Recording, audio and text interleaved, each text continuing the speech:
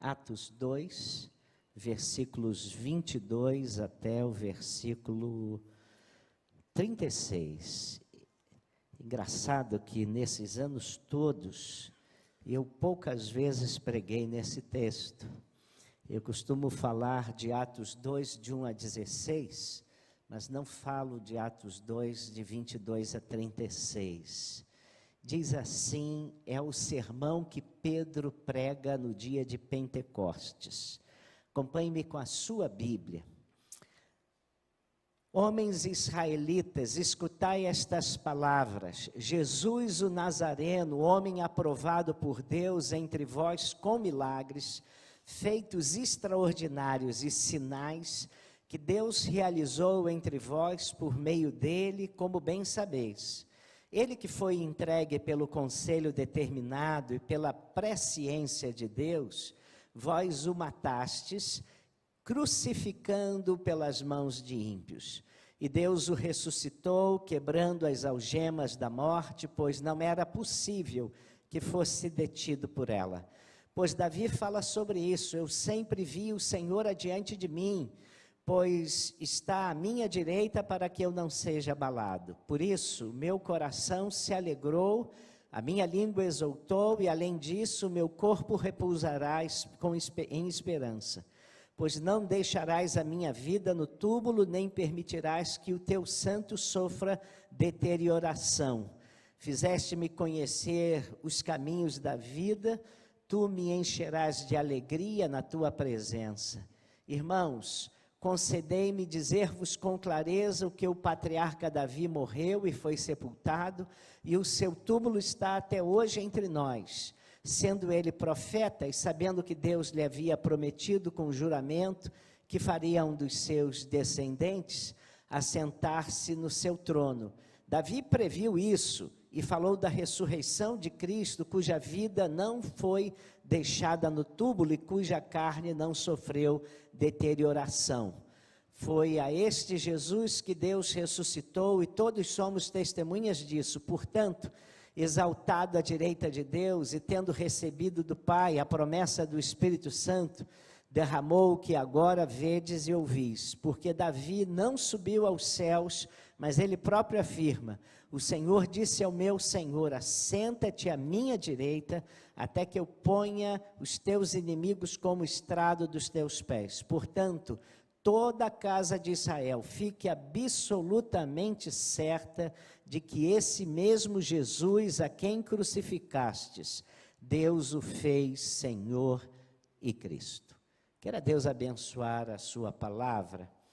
Irmãos, queria falar sobre a singularidade, a sublimidade de Jesus. Como Jesus é único, não há ninguém que possa se comparar a Ele. A pessoa de Cristo tem desafiado mentes e corações durante séculos. O que havia de especial nesse homem? O que havia de especial em Jesus? Eu me lembro que no início do ano passado eu fiz uma série de estudos bíblicos às quartas-feiras, falando e tocando nesse tema, singularidade de Jesus em várias áreas. Não é o que eu vou pregar aqui hoje. Qual é a diferença entre Jesus e os demais homens? Por que ele desperta tantas paixões e tantas oposições? Por que nós temos hoje muita gente tendo uma resistência profunda a Jesus e aos discípulos de Jesus? Quem afinal era Jesus de Nazaré? Essa é uma questão tão importante que um homem indiano chamado Ravi Zacharias, ele tem um livro chamado Deus entre Deuses, um homem cristão.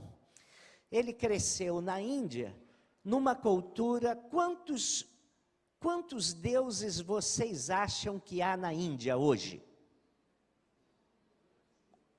330 milhões de deuses. 330 milhões de deuses, que convivem lado a lado. Esse homem que viveu na Índia, ele diz no seu livro, quem afinal é Jesus? E apesar da tentativa da nossa época, que tenta transformar todos os deuses em seres iguais, como nós vimos, por exemplo, num filme que ganhou o Oscar em 2013, As Aventuras de Pi, tá? Como nós vemos também no panteão sagrado dos gregos e dos romanos, a resposta é que a pessoa de Cristo exige uma resposta diferenciada e singular. Jesus sobressai, ele é diferente, ele é completamente acima de tudo. Romanes, escrevendo pensamentos sobre religião, ele disse o seguinte: se apreciarmos a grandeza de um homem pela influência que tem exercido sobre a humanidade, não pode haver dúvidas, mesmo sob o ponto de vista secular, que Jesus é o maior homem que jamais viveu. Mas quem fez a maior declaração sobre Jesus foi Napoleão Bonaparte. Ele faz uma declaração estrondosa, ele diz assim: Jesus Cristo foi mais que um homem. Alexandre o Grande, César, Carlos Magno e eu fundamos grandes impérios, porém, de que dependeu a fundação deles? Da força.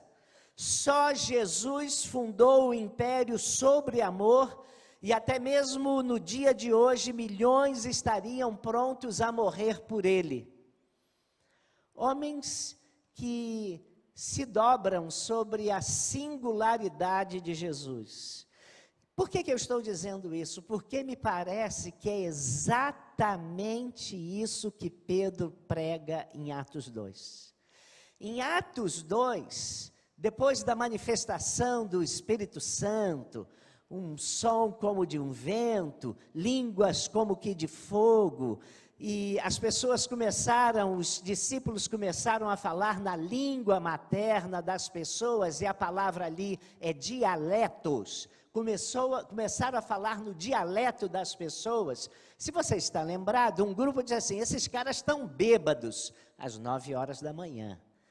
E aí Pedro se levanta e vai responder aos judeus, nesse sermão de Pentecoste, quando ele aponta as singularidades de Jesus. O que diferenciava Jesus dos outros homens?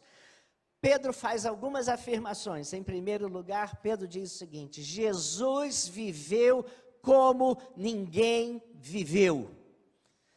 Veja o que Pedro diz no versículo 22.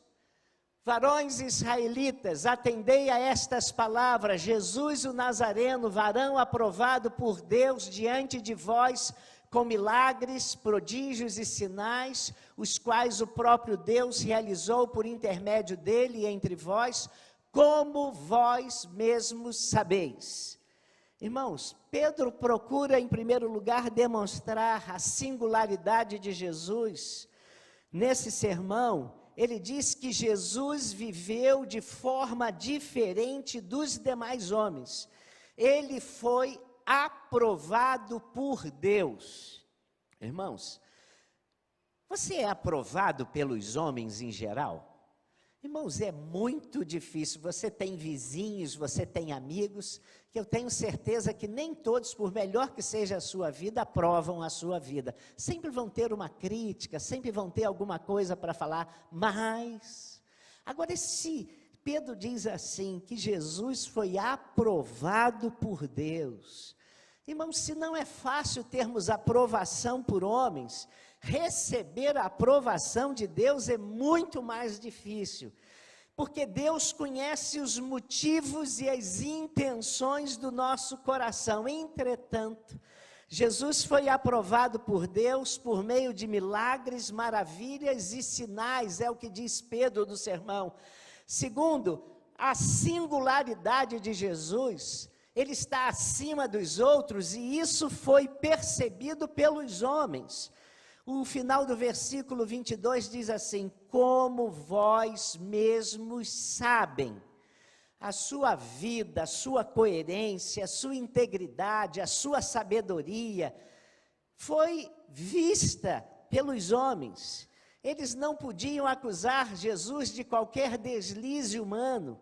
A sua vida foi marcada por sinais e prodígios. Os discípulos eram constantemente surpreendidos pelos fatos maravilhosos que eles viam em Jesus. Lembram-se quando ele disse assim: quem é este que até o vento e o mar lhe obedecem? Os irmãos sabem o dever de casa. Mas ele tinha acabado de dizer ao mar: aquieta-te. E os discípulos, quanto já convivessem com Jesus, perplexos, boquiabertos, dizem: quem é esse que até o vento e o mar lhe obedecem? Vocês se lembram daqueles soldados que foram mandados para prender Jesus? Lembram-se? O Sinédrio mandou que os soldados, fossem prendê-lo. E aí, antes de prendê-lo, eles chegam lá e começam a ouvir Jesus falar. Eles estão com um mandato de prisão, um mandato de prisão, mas ouvem Jesus. E quando ouvem Jesus, eles voltam de mãos vazias, sem Jesus. E o que eles disseram para o Sinédrio? Ninguém jamais falou como este homem. Os soldados, com a ordem de prisão, ficaram encantados com Jesus. O seu discurso, as suas palavras eram carregados de significado. Jesus não jogava a conversa fora. A Bíblia diz que ele falava, que ele ensinava como quem tem autoridade e não como os religiosos daquela época. E o autor aos Hebreus afirma que ele foi tentado em todas as coisas, mas sem pecado, porque ele permaneceu fiel. O autor do livro de Atos, o médico Lucas, diz no capítulo mais à frente, sintetizando Jesus, Atos 10:38. Leiam comigo. Como Deus ungiu a Jesus de Nazaré com o Espírito Santo e poder, e como ele andou por toda parte, fazendo bem, curando todos os oprimidos pelo diabo, porque Deus estava com ele. Olha o que é dito de Jesus: andava fazendo bem, curando os oprimidos do diabo. Por quê? Porque Deus estava com ele. Eles viam as marcas divinas em Jesus. Havia em Cristo uma absoluta coerência entre o que ele falava e o que ele vivia, irmãos. Paulo, mais adiante, escrevendo aos crentes em Éfeso, disse o seguinte: olha, Deus está nos dando homens dons na igreja. Uns são apóstolos, outros são evangelistas, outros são pastores, para que vocês cresçam na fé, para que vocês se tornem gente bonita e vocês tenham a mesma estatura de Jesus, estatura moral, estatura espiritual, que as pessoas olhem para você e vejam em você as marcas de Cristo. É isso. Ele é o homem perfeito que Deus queria que nós fôssemos, que Deus deseja que nós sejamos. Então, a sua singularidade está presente em todas as sua jornada, em todas as respostas que deu, em todos os gestos que usou. Aí Pedro vai adiante. As pessoas estão debochando, eles estão bêbados. Não estamos bêbados não. Porque Jesus não só viveu como ninguém viveu, Jesus morreu como ninguém morreu. Versículos 23, olha aí para a gente. Sendo entregue pelo determinado desígnio e presciência de Deus, vós o matastes, crucificando por mãos de iníquos. Irmãos, nós seres humanos, nós não precisamos de ajuda de ninguém para fazermos o que é mal. Vou repetir isso. você não precisa da ajuda de ninguém para fazer o que é mal, tá? Porque isso é próprio do nosso estado pecaminoso. Nós temos uma natureza pecaminosa. Nós somos pecadores, tá? A ação de Deus é permissiva, de modo que o pecador venha praticar o mal por causa da sua própria pecaminosidade. E a vontade de Deus, mesmo assim, é realizada diante, muitas vezes, de pecados que nós cometemos. Se você está lembrado, a história de José, lembra-se da história de José? José foi vendido pelos seus irmãos, tá? Isso fazia parte do projeto de Deus, tá?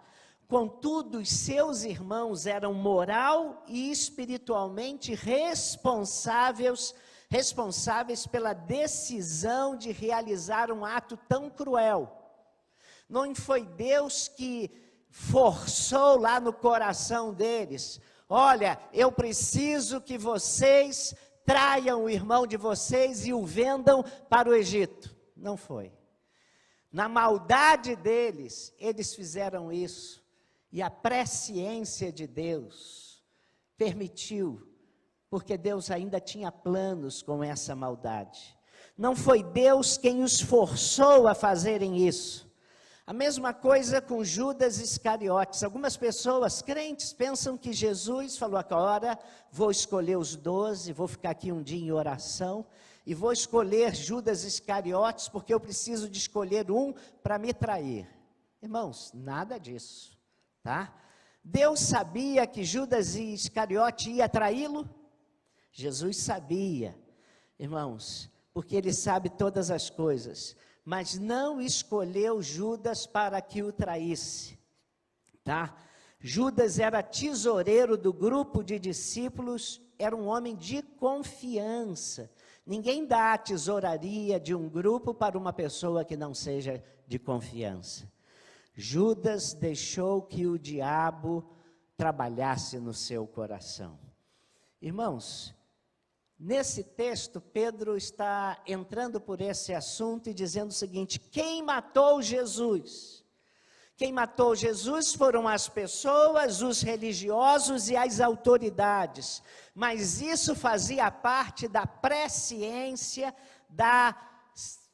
do conhecimento de Deus e do desígnio de Deus.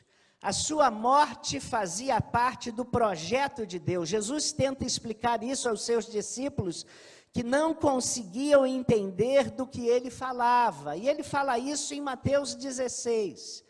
Lembram-se, quem dizem os homens que eu sou? Aí Pedro diz: tu és o Cristo, Filho de Deus vivo. E aí a Bíblia diz assim: desde aquele momento Jesus começou a explicar aos seus discípulos que era necessário que ele fosse para Jerusalém e sofresse muitas coisas nas mãos dos líderes religiosos, dos chefes dos sacerdotes e dos mestres da lei, e fosse morto, ressuscitasse ao terceiro dia. Jesus falou isso muito antes da semana da sua morte, irmãos. Sua morte foi um contrassenso, afinal o melhor dos homens é colocado numa cruz. O julgamento de Jesus foi uma farsa. Ele foi absolvido por Pilatos, que tinha o poder de condená-lo ou não, e faz apenas por questões políticas e para agradar a população que pede a sua morte. É muito comum a gente encontrar tribunais humanos injustos e iníquos. E aí esses tribunais executam e sentenciam adversários políticos, não é? Reúnem provas e evidências para tornar uma pessoa culpada. Mas no caso de Cristo, nada disso acontece. Mas ele é declarado inocente e executado. Qual tribunal humano, por mais injusto que seja, adotaria semelhante ideia? Se você está lembrado, Pilatos disse: não vejo nele não vejo nele mal algum. E Jesus morre por aquilo que ele era. Ele declarou que era Deus, mas a sentença não é judaica, porque se a sentença é judaica, ele tinha que ser apedrejado. A sentença é romana, então ele foi crucificado. Vejam só, ele foi crucificado por uma questão religiosa e os executores foram os romanos, debaixo da autoridade dos romanos. Ele morreu de uma maneira diferente, como ninguém morreu. Terceiro lugar, Pedro está respondendo: quem é esse? Quem é esse aí, Jesus? Ele viveu como ninguém viveu, ele morreu como ninguém morreu. Em terceiro lugar, no versículo 24, ele diz: ele ressuscitou como nenhum outro. Versículo 24, ele diz assim: a este Jesus que vós crucificastes, Deus o fez Senhor. Depois em Marcos 16, 6, ele não está mais aqui, ressuscitou como havia dito. Todas as visitas que as pessoas fazem no mundo inteiro ao sepulcro de homens religiosos, líderes, fazem querendo saber o resto mortal dele. Eu me lembro que a vez que eu estive no Vaticano, chegou um grupo do leste europeu, e eu estava lá embaixo, nos túmulos dos papas, e lá tem um lugar que é atribuído ao túmulo de Pedro, e aquelas pessoas, muitas mulheres, chegaram diante do túmulo de Pedro, chorando, estavam como que diante do próprio Deus, e eles começaram a cantar um hino na língua deles. Eu achei que era o leste europeu, mas havia uma emoção profunda. Diante de Pedro era como se, daquilo que parece ser os restos de Pedro, se Pedro esteve em Roma, elas cantando como se estivessem diante do próprio Deus. Mas Jesus não, nem seus discípulos acreditaram inicialmente, mesmo com insistentes declarações de Jesus de que ele ressuscitaria, e esses homens não creram. Esses homens ouviram o testemunho das mulheres, não creram. Esses homens ouviram o testemunho daqueles dois que voltaram de Emaús, ficaram balançados. Pedro e João saíram correndo para irem até o sepulcro, não viram nada e voltaram. No sepulcro ele não está, mas eles não creram. Posteriormente, depois quando ele aparece a Tomé, depois eles se tornaram não só crentes, mas ousadas testemunhas. Paulo afirma que a ressurreição de Cristo minimizou e tornou-se relativa ao poder da morte sobre nós, seres humanos. Tragada foi a morte pela vitória, diz Paulo em 1 Coríntios 15, 54. Paulo, inclusive, em Coríntios, usa uma linguagem irônica para zombar da morte. Onde está, ó morte, a tua vitória? Onde está, ó morte, o teu aguilhão? E nós sabemos que aguilhão é aquele ferro que o boieiro espeta no boi para que ele ande mais depressa para a direção que ele quer que ele vá. Aguilhão machuca, fere, gera dor. E Paulo ironiza. Ele afirma que com a ressurreição de Cristo, a morte perdeu o seu poder absoluto. E aí, nesse texto, Pedro demonstra que Davi, por mais respeitado que tivesse sido, morreu e foi sepultado, e o seu túmulo permanece entre nós até hoje. O corpo de Davi sofreu processo de decomposição e corrupção, mas isso nunca aconteceu com Jesus. Ele é a primícia dos que dormem, ele é o primeiro fruto desse cenário que será adotado para todos os crentes. Assim como ele ressuscitou, nós também ressuscitaremos. Aí Pedro, diante daqueles homens que estão fazendo chacota, diz: olha, o que aconteceu aqui é obra de Jesus. Ele viveu como ninguém viveu, ele morreu como ninguém morreu, e ele ressuscitou como nenhum outro. E aí Pedro prossegue e diz a quarta coisa sobre Jesus: ele exerce autoridade como nenhum outro, versículo 36.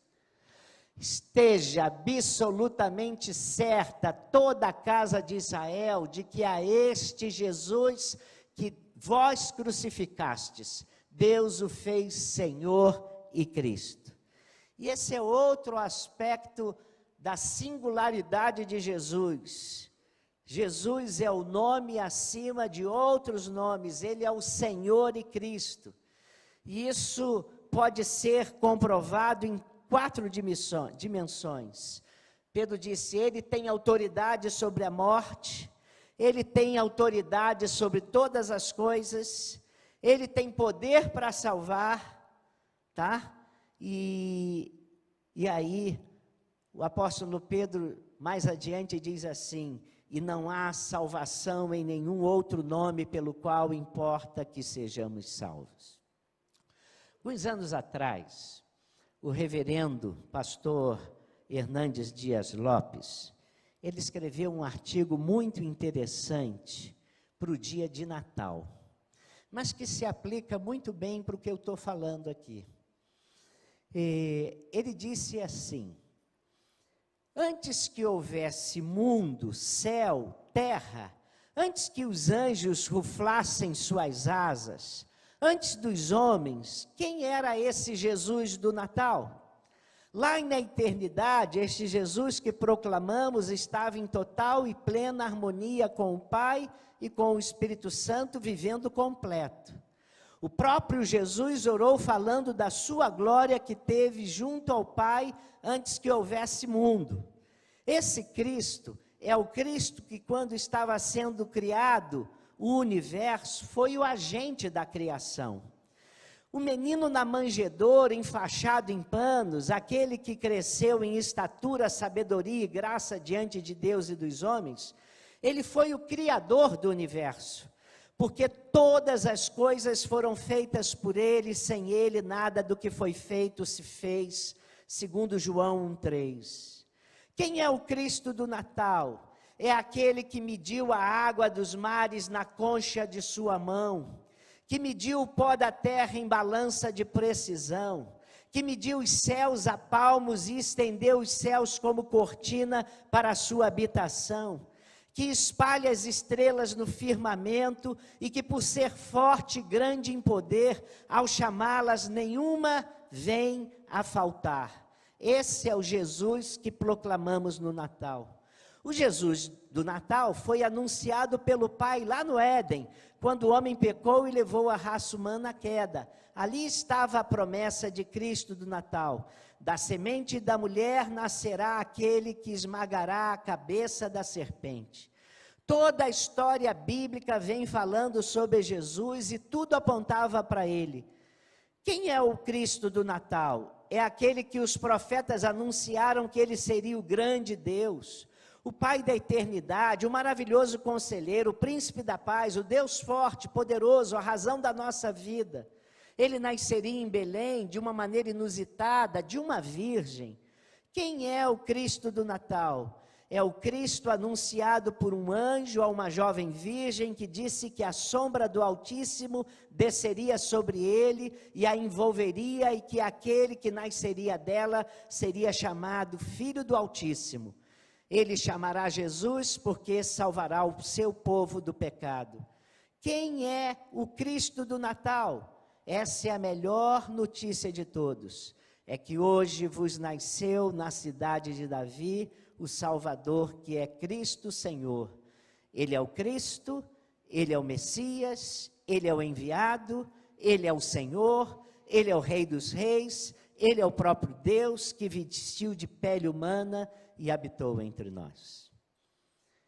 Quando aqueles homens que estavam em Jerusalém ouviram Pedro, e Pedro argumentando e mostrando a singularidade de Jesus, e diante das evidências da argumentação de Pedro, surgiram 4 grupos. Um grupo começou a perguntar como isso aconteceu? É o grupo que gosta de metodologia. O outro grupo ficou perguntando o seguinte: por que aconteceu? É o grupo que gosta de filosofia. Um terceiro grupo começou a fazer chacotas. Outros, porém, zombando, diziam: estão embriagados. Eles agiram como Festo, que ao ser confrontado com a verdade anunciada por Paulo, ele ridiculariza e diz para Paulo: as muitas letras te fazem delirar, Paulo. Diante do sobrenatural, há um grupo que gosta de fazer brincadeira, e quando são confrontados com a verdade, zombram. E consideram lixo aquilo que é precioso e desprezam as verdades de Deus e minimizam o amor de Cristo, trazendo sobre si severo julgamento. Mas se vocês estão lembrados, naquele dia houve um quarto grupo. E o quarto grupo, depois de ouvir o sermão de Pedro, disse assim: que faremos, irmãos? Que faremos? É o grupo que foi impactado pela ação do Espírito Santo e se abre para as mudanças que Deus deseja fazer na vida deles. É o grupo que se deixa ser tocado pelo Espírito Santo e se vê confrontado pela verdade e caminha em direção a Deus. E essas pessoas então se aproximam de Deus porque consideram fundamental esse encontro, porque começam a perceber que as manifestações, tanto da vida quanto da morte, da ressurreição, do discurso de Jesus, não era para qualquer um. E esses homens começam a querer Jesus e também as bênçãos do céu. E esse grupo é percebido no texto, e a Bíblia diz, com perplexidade, eles atônitos, eles começam a considerar Jesus. São pessoas que, embora não tivessem uma compreensão de tudo que aconteceu, nem conseguissem explicar tudo, eles foram quebrantados pelo Espírito Santo. E Pedro deu 3 respostas para ele: que faremos? E Deus disse para esse grupo: arrependam-se. É necessário que vocês mudem a mente de vocês, é necessário que vocês mudem o trajeto da vida de vocês. Arrependei-vos e cada um de vós seja batizado em nome de Jesus Cristo para a remissão dos vossos pecados e recebereis o dom do Espírito Santo. Primeiro, arrependam-se. Segundo, sejam batizados. Arrependei-vos e cada um de vós seja batizado. O batismo era a forma de assumir publicamente a fé, enfrentar a realidade, o julgamento, o questionamento dos outros, e deveriam declarar que Jesus era o Salvador sem medo de serem execrados, ridicularizados, zombados. E eles deviam dizer: eu preciso do Deus revelado em Jesus. Arrependam-se e creiam. E a terceira coisa, sejam batizados. E a terceira coisa,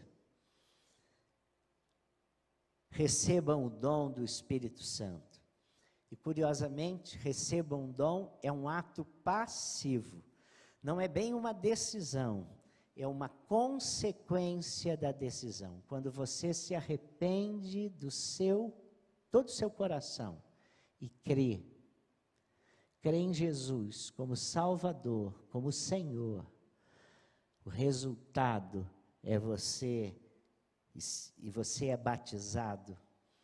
O batismo é uma manifestação pública para todo mundo saber que você é de Jesus. E como consequência dessa decisão, você recebe no seu coração o Espírito Santo que passa a dirigir e controlar a sua vida. Muito tempo não pregava um sermão com conteúdo assim. Às vezes prego coisas mais práticas, Mas tudo isso fala da nossa fé. Jesus é inigualável. E a Bíblia diz assim: em nenhum outro há salvação, pelo que debaixo do céu, nenhum outro nome há dado entre os homens, pelo qual devamos ser salvos. Ele é o Senhor, Ele é o Cristo, inigualável, insubstituível, acima de tudo, acima de todos, sublime, singular, nosso Deus, Jesus, a quem nós adoramos e temos o privilégio de servi-lo. Baixe sua cabeça aí. Às vezes, Deus, nós temos uma noção de Jesus muito prática e queremos Jesus para curar as nossas feridas, queremos Jesus para resolver os nossos problemas, queremos Jesus para quebrar os nossos galhos e diminuímos Jesus e tornamos Jesus mais um super-homem, mas não Deus, o Senhor, o Cristo, aquele que veio ao mundo, deixou a sua glória e veio morar em nosso meio, viveu uma vida perfeita, santa, sem pecado e voluntariamente se deu naquela cruz para tomar os nossos pecados. Nós te damos graças, Senhor, porque de vez em quando nós precisamos relembrar quem é Jesus, o que Ele fez por nós, como nós somos indignos de tão grande salvação. Ajuda-nos, ó Deus, a termos uma vida que traga glória ao nome de Jesus. Ajuda que o nosso testemunho não seja apenas daquilo que Jesus fez por nós. E se eu, Renato, em particular, fosse dizer o que Jesus já fez na minha vida, eu poderia levar muito mais tempo aqui falando do que Ele fez por mim. Mas eu quero exaltar nessa noite, nessa manhã, quem Jesus é. Ele é singular, Ele é o meu Deus, Ele é o nosso Senhor, Ele é o Cristo, Ele é o varão perfeito. Ele veio do céu, Ele morreu por nós, Ele viveu uma vida servil, e o nome dEle é acima de todo nome, e um dia todos os joelhos hão de se dobrar e reconhecer que Ele é o Senhor, para a glória de Deus Pai. E ó Deus, eu sei que estarei lá para cantar essa glória, mas eu temo, Senhor, que alguns que estão aqui e que ainda não se renderam a Jesus, chorando, tenham que reconhecer que Ele é o Cristo, digno de louvor e adoração, é o Deus vivo, mas não creram e estarão condenados o resto da vida.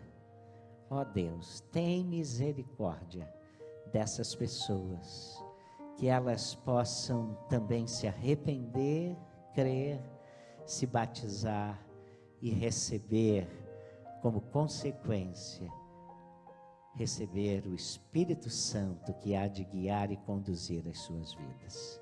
Que seja assim e tudo seja para a tua glória.